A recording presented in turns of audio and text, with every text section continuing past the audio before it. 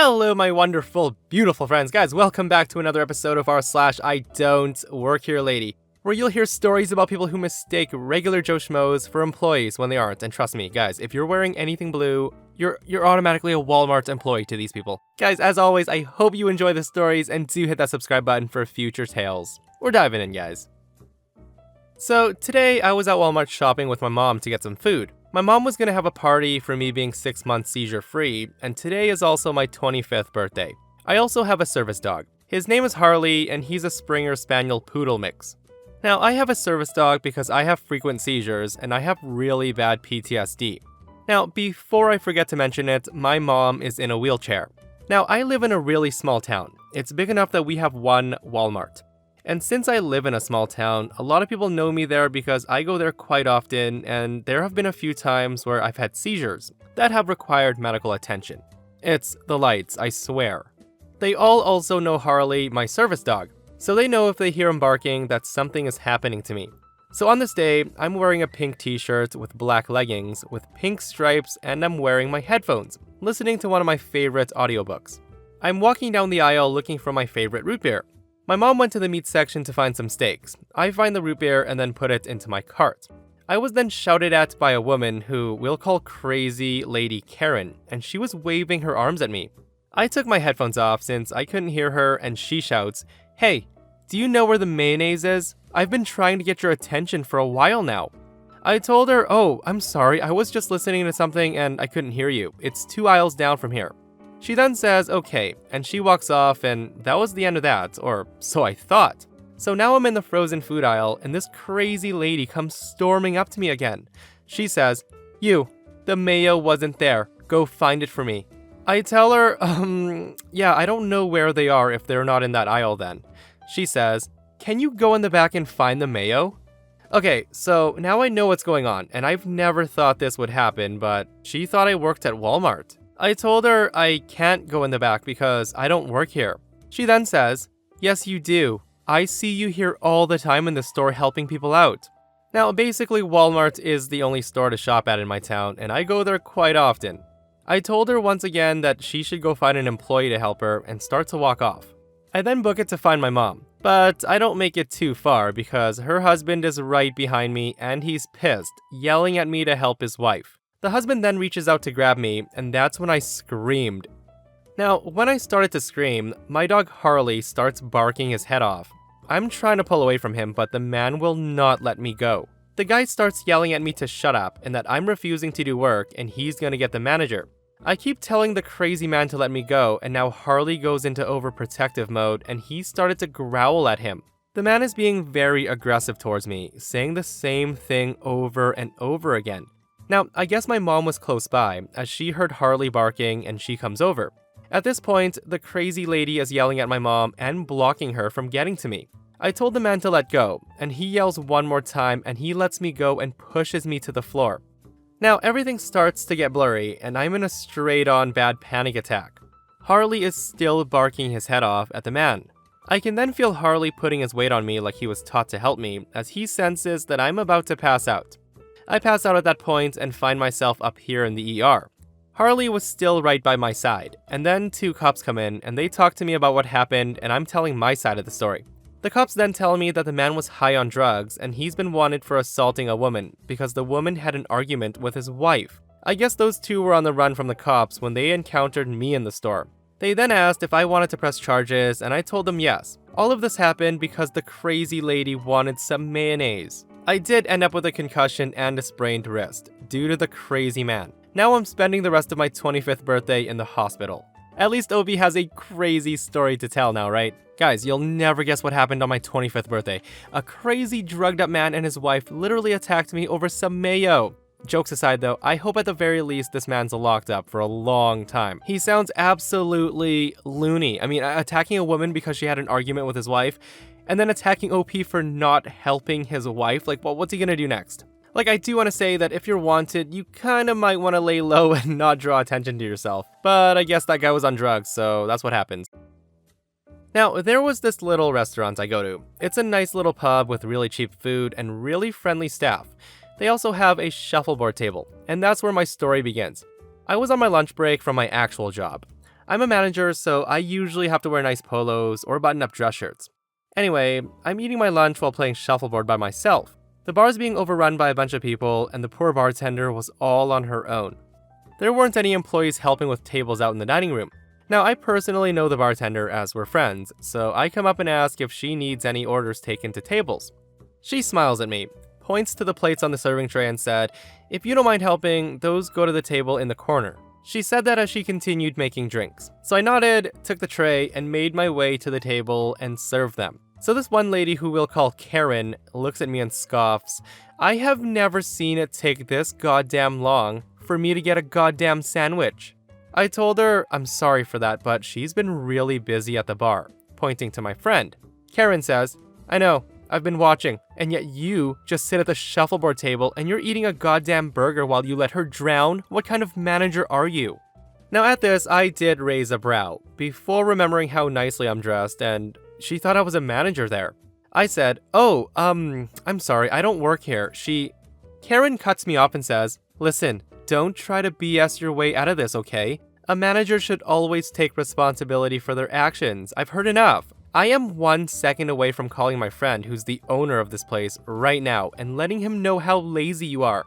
Now at this point, I'm trying to explain that I was just trying to help, but she had her phone out and called the guy who owned the pub. Every time I tried explaining this to her, she just flipped me off. I rolled my eyes and then walked back to the bar, telling my friend about the woman. My friend then says, "Oh yeah, so she's a woman that comes in here every other day. She keeps complaining and trying to get everyone in trouble. She apparently found out my boss's name and searched his number up in a phone book, so if any of us try to tell her something she doesn't like, she just calls the boss. And he usually tells us to just let her eat for free and get her to leave." Now, like I said, I am a manager, so when I heard that, I could tell that wasn't a good idea. If you give problem customers free things, they're just gonna come back causing more problems, expecting it to get them more free things. So I go back to playing on the shuffleboard and eating my burger, and I see Karen storming up to me saying, "I told him you were sitting here playing shuffleboard instead of helping your employee. He's on his way up here right now to fire you." I told her, yeah, so that's gonna be really hard for him to do since I don't work here. At this point, Karen gets really red in the face and she reached over to slap me. I held out my arm blocking her attack, and she says, "How dare you say that to me? I will single-handedly mess up your whole life, you waste of filth." She then goes to slap me again, and I catch her wrist, pulling it behind her back. At this point, the whole pub turned to see the commotion, and my friend has come over to me saying, "Are you okay?" While Karen is screaming, "Let me go. I'm gonna get you arrested, and I will sue you so hard that you'll be lucky to be living in a cardboard box." I then asked my friend if she can get me some zip ties.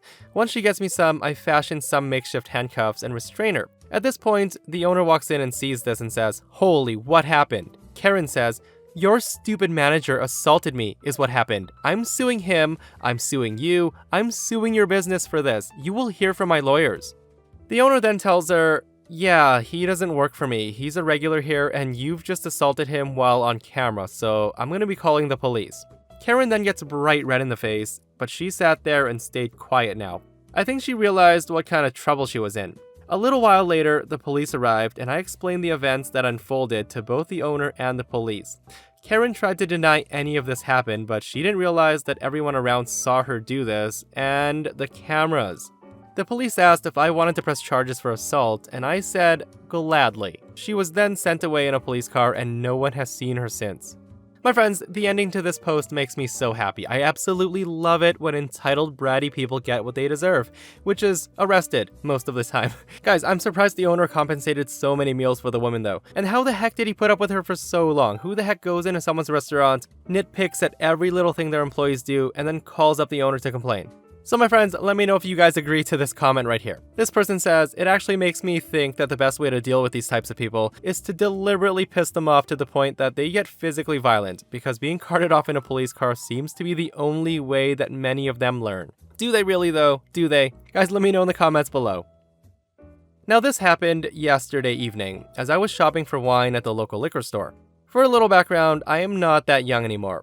My beard and my "I know what I'm doing here" demeanor lead people to often ask me for help, directions, or whatever, almost regardless of where I happen to be.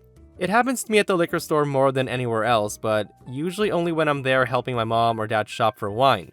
So on this particular day, I was on my own shopping for myself wearing my headphones. Now, they're the big bulky headphones that cover my whole ear and have very good noise cancelling, and they aren't cheap, and I consider them worth every penny. Now, normally when I wear my headphones, no one bothers me because people can see I can't hear them and just leave me alone. So I generally expect that no one's going to try to talk to me and assume people talking near me are talking to someone else. All that said, I clocked this Karen walking around the store with a sour look on her face. She also had the I want to talk to your manager hairdo in atomic blonde. We'll call her the Atomic Karen. I noticed her looking at some cheap white wine as I was grabbing a couple bottles for myself. Now, I don't hear much through my headphones, but I did hear a bit of a Karen call as I passed her. I shot her a raised eyebrow look as I kept walking. Now, I wasn't paying her any attention, but I was aware that she was in my space, so I moved along a little faster, thinking that I was in her way. I then hear a faint, "Hey," and again, I'm ignoring her as I move to the section where they keep the sparkling wine. I grab a couple of bottles, and just as I'm putting them in my carts, I'm suddenly aware that someone is way too close to me. And suddenly, my old school rap music is replaced with the din of the store, as my headphones are yanked off my head and thrown onto the ground. I wheel around, and Karen was already laying into me. She says, "You need to stop ignoring me and help me right now." I ask her, "What?"